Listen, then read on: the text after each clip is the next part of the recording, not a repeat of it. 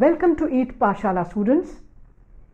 We are going to discuss this module which is titled as India and Indian Diaspora. Students, all of you know that Indians have moved to distant places far and near from their homeland. As a consequence, we have a very large diaspora living in different countries of the world, developed, developing and underdeveloped. This diaspora has played a significant role in strengthening the bonds of India with these countries. They have positively contributed to the development of economy, society and polity of India. The module has the following objectives. It apprises the readers about numerous issues related to Indian diaspora. The module examines various types of migration from India. The role of Indian diaspora in foreign policy has also been discussed in detail in this module. Broadly speaking, Indian migration to different parts of the world could be classified into three main patterns. They are emigration to British, French and Dutch colonies. With the end of slavery in 1834 in the British Empire, numerous Indians were induced, coerced or encouraged, often with false promises of a bright future, to emigrate to various parts of the empire so that it could have enough labor to develop virgin lands. A new system of contract labor, the indenture system, was introduced to engage workers for 5 to 10 years contract on a meager salary. Under the system, number of persons migrated to British, French and Dutch colonies in Mauritius, Uganda, Zanzibar, Tanzania, Kenya, South Africa, Fiji, West Indies, etc. Most of these persons were illiterated and belonged to lower strata of the society. They were mostly treated as slaves. They also suffered the problem of racial or ethnic discriminations. Immigration to developed world. Immigration of Indians after the Second World War has been towards the developed countries of Europe, Canada or USA. These included mostly highly qualified professionals, doctors, engineers, chartered accountants, businessmen, etc. They did not face such difficulties as faced by the earlier migrants during colonial times. However, some less qualified persons or illegal migrants do have to face some hardships. Because of their positive contributions, some Indians have not only acquired political role for themselves, but also are heading some political offices. Though number of such persons has acquired the citizenships of their respective states, yet they continue to hold linkages with Indians or Indian culture by one way or the other. Is emigration to West Asia. With the coming of oil as an important factor in the economy of West Asian states, larger number of skilled and unskilled Indians has migrated to Gulf countries. A large number of Indian professionals, doctors, nurses, architects, engineers, accountants, etc. had headed for West Asia to reap a part of bountiful harvest of locals' prosperity. India's consistent solidarity with the Arabs in the Arab-Israeli conflict facilitated smooth emigration of these people in these countries. Most of them still hold the status of non-resident Indians, as West Asian countries are very strict about the naturalization process. A very few persons could acquire citizenship of those countries. Even the businessmen could do their activities either through the local sponsor or through some multinational firms. However, during the current liberalization process in the Gulf economies, a new role for Indians is inevitable. A distinct class of new generation of Indian entrepreneurs is emerging. For instance, the name of Manu Chhabria, Ram Baksami, Raghuram Shetty, Yosul Ali are well-known entrepreneurs in the Gulf countries. Indian nationals in the Gulf have been major source of foreign exchange for the country. However, the phenomena of migration to Gulf and experiences of the NRI in Gulf has been full of problems. Despite numerous precautions at governmental level, abuses and malpractices in clearing the emigration of persons going to these countries is not smooth. This is particularly referred to in case of unskilled laborers. Many private agencies and bureaucratic hurdles create a lot of problems for them. Similarly, the NRIs also had to face number of bank frauds, inconvenience, investment problems, etc. to get the real value of their money repatriated to India. That is why government on the one hand is making the process of migration more transparent and easy, whereas on the other hand making simplified policies and rules to engage the NRIs from the West Asia to engage them in the development process of this country. Status of migrants. Before assessing the role of overseas Indians in India's foreign policy, it becomes inevitable to discuss about the type and status of these in different countries. Broadly speaking, 20 million Indians are living in different parts of the world. On the basis of their status, they could be categorized into three main groups. Persons of Indian origin, PIOs. The first category of persons is associated with the imperialistic policy pursued by colonial masters. They are descendants of migrants during the period of indenture system. Approximately, there are found in 110 countries in all the continents of the world. They have to face numerous sufferings during the period and even in the contemporary times. The only difference has been the type and system of their working. Largest concentration of them are found in countries like Fiji, Malaysia, Myanmar, Sri Lanka, Mauritius, East and Central African states, West Indies, etc. They suffered from racial backlash from both the colonial masters and indigenous population to present times. The most of them are now part of the population of those states, yet some have to face second migration to the third country. Non-resident Indians, NRIs. Non-resident Indians is a very recent phenomena of migration, first towards Europe and then towards West Asia. According to FERA law, NRI has been defined as an Indian citizen who stays abroad for employment or carrying on business or vacation outside India, or stays abroad under circumstances indicating an intention of an indefinite duration of stay abroad. Usually such persons hold an Indian passport, or he or either of his parents or grandparents was an Indian and a permanent resident of undivided India. These NRIs are a best source of foreign remittances from the host country to their motherland. For instance, the NRIs from Gulf countries alone remitted $4 billion in a year.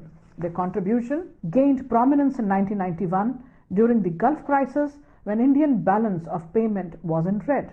Besides, in the post-Pokhran second era, when State Bank of India floated resurgent India bonds to the extent of 17,000 crores, the Gulf NRIs contributed 40% of it. Similarly, to the State Bank of India's Millennium Deposit Scheme, NRIs contributed about $6 billion, out of which share of Gulf NRIs was more than half. Stateless person of Indian origins, SPIOs. After the end of colonial rule in a number of countries, the people of India origin faced a severe problem of citizenship. They became the stateless persons of Indian origin. They also became victim of the ethnic politics pursued by these states. In some cases, even after some bilateral agreements among states, this issue remained unresolved. This problem has been very seriously, particularly with countries like Sri Lanka, Myanmar, and some East African states. To the role of diaspora in foreign policy, the overseas Indians play a significant role in the implementation of foreign policy goals in a number of ways. First, and the foremost task accomplished by them has been that they work as cultural ambassadors of the country.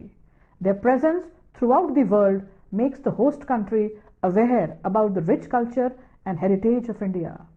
Indian ethos, religious beliefs, philosophy, value systems, festivals, traditions, foods will add familiarity about India and those countries.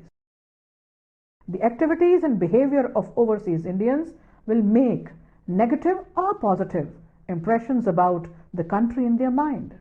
Since most of the contemporary Indians have made their presence in the number of countries by dint of their hard work, sincerity, and intellect, it is likely to have positive fallouts in terms of opinion formation in those countries towards India. These positive impressions will work as a confidence building exercise between India and the host country. Secondly, Indians abroad, especially the NRIs, is the main contributors to the foreign exchange reserves of the country. Most of the Indian overseas are remitting their earnings to the home country, which is boosting its foreign exchange stocks. This has not only facilitated the government in managing its balance of payment situations, but also facilitating the easy imports of foreign goods and technologies available in the hard currencies. Besides, some NRIs are also investing in India's infrastructural investments. These investments are providing latest technologies to industry and simultaneously making India's economic reform programs a grand success. Overseas Indians do influence the political elites and foreign policy makers in the host country. For instance, during the last few years, nearly 15 million Indian Americans have influenced the political results in that country through their intellectual firepower and fundraising capabilities. Recently, an Indian lady has also won the election as senator in the US. Though their influential activities, even 115-member India Caucasus has influenced the American policy towards India, particularly USA's attitude towards it during the post-Pokhran second period. Finally, overseas Indians could be good source of technology transfer to their home country, and the present era is the period of high-tech technology where technological innovations are very swift. Besides, the new technologies are very costly, especially with the implementation of intellectual property rights under the WTO regime. At this juncture, some very well settled NRIs could be good source of extension and collaboration of their new technology venture with their counterparts in India. Thus, there are numerous opportunities available in the country for the people of Indian origin to come, invest, settle, and establish joint venture, etc., independently or in collaboration with some Indian or foreign partners. This becomes all the more interactive with India's decision of opening up and liberalizing of its economy. India at present is making serious efforts in integrating its economy to the world market system. All kinds of restrictions have been done away with. On the other hand, growing ethnic and racial tensions in some far-off countries might have bearing on the minds of some of the NRIs to settle themselves in their homeland. All the above positive developments, however, do not rule out problems faced by the overseas Indians of the limitations for the Indian government to accommodate all their concerns. One important problem has been that overseas Indians are not a homogeneous group. They are divided in terms of their religion, language, and other such considerations. Besides, in some countries, Indians include all the persons belonging to the countries of the Indian subcontinent. Moreover, all these people are different in terms of their economic background, education, social status, nature of their migration, size of their community, majority-minority syndrome of that country, etc. Hence, it will be very difficult to cover them under a single uniform policy. Secondly, Indian government is also restrained by the political compulsions of community of nations. For instance, when the recent crisis in Fiji Mahendra Chaudhary's government was dismissed, India found itself in a helpless position in extending any meaningful support to the Indo-Fijians. Its efforts to mobilize international sanctions against the dictatorial regime in Suva came to a naught, as it was soon because, as usual for most countries that had anything to do with Fiji, even due to global community's inclination to ignore the apartheid-like situation in Fiji, India has refrained from taking the question to the UN. Thus, compulsions of national interest and state sovereignty limit the scope of interference by other countries of a nation's affair. Finally, suggestion of granting dual citizenship to them is not going to resolve the issue. Rather, it is likely to complicate the things further. The move with the dangerous consequences for Indians minority groups in neighboring countries. This will prevent the process of state and nation building in those countries. Though this initiative problem of dual loyalties are bound to arise, which is likely to have grave implications for those countries integrating themselves in a well-knit units. Moreover, they are likely to face vulnerabilities in those societies where they had absorbed themselves. The emerging ethnic and racial backlash in some parts of the developed world will bring them more close to racial conflict and marginalization in those societies. Hence, it will invite more problems for them, rather facilitating their positions. Let me now summarize the entire discussion. Students, Indian diaspora has played a significant contribution in the economy and infrastructure development of this country. But then, their lives are not without problems.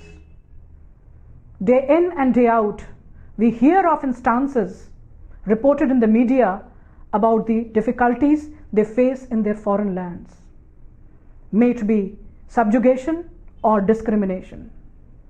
Now, it is the responsibility of the Indian government to take a call on this. We need to review the existing policies and frame new foreign policies taking in cognizance the sufferings of our Indian diaspora. India has also to think on the issues of NRIs. NRIs bring a lot of foreign currency to the country, but then their families are left when they are abroad. The government has to think on this call of social security. Similarly, people of Indian origin staying in different lands have to be addressed, and India has always to share, lend its embracing arms to the Indian diaspora.